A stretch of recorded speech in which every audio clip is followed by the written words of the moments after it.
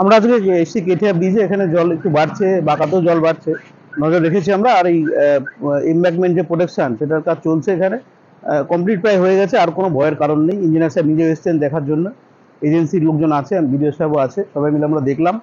তো কাজটা ভালো হয়েছে, সন্তোষজনক। আশা করি আগামীতে আর ভয়ের কারণ থাকবে না। আর যদি জল বাড়ে আমরা প্রস্তুত আছি, বন্যা পরিস্থিতি যদি উদ্ভূত হয়, যদিও এখন সেরকম সম্ভাবনা দেখা যাচ্ছে না। যদি আরো বৃষ্টি হয়, তাহলে আরো জল বাড়ে, তাহলে বন্যার পরিস্থিতি হলে আমরা সদা প্রস্তুত থাকবো। বৃষ্টি তো হচ্ছে এখন, উপরেও বৃষ্টি হচ্ছে, আমরা নজর রেখেছি পরিস্থিতির উপরে।